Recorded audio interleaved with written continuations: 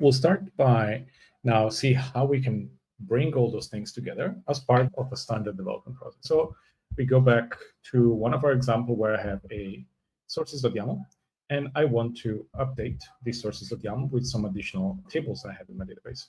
Now, what we can do here, we can use the Dino prompt here, and we can use the update the dbt sources file.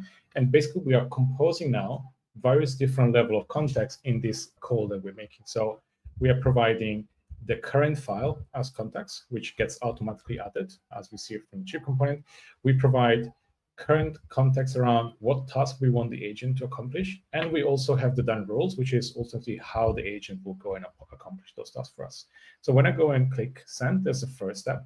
And now we go through the process of reading the file, fetching information from the current file we're on. And this is where additional context that the agent can go and fetch on demand.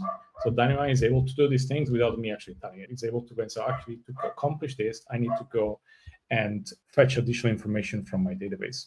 This is where context becomes extremely powerful, because there is a combination of what I do as a user versus what the agent is able to actually go and fetch and understand and apply on its own.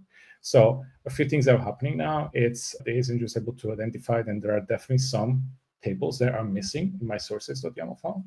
And it's going to go ahead and now use another tool, which is the tool to fetch columns, metadata, to go ahead and get all the information that are required for updating these YAML files. So it'll go one step at a time, we'll fetch this information that is related, and it's ultimately building additional internal knowledge of the current files I have, what is available in my database, what is available in my tables, so that everything can be sorted out, updated, and built within the YAML files.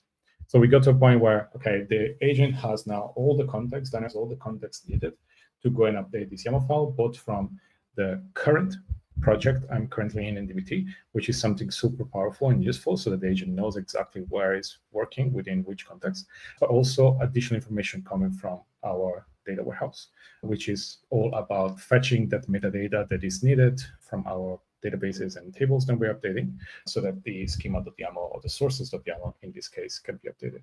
As we see here in this task that the agent is accomplishing now, there is a combination of various different contexts. Right? We have context from our files and we're passing, we have context from the database for the tables and columns that we're fetching. There is context from me as a user that I entered through the Dino prompt of what I want the agent to do. And then there's our dinorules, and they're like coming together there to define what the experience should be of the agent. And now we see that with a couple of clicks, we are now updating our YAML files with column names and data types, and everything is needed to accomplish that. So this is one of the example of how multiple level of context comes together and how the DinoAI is able to handle all these different variants to accomplish the task that we need here.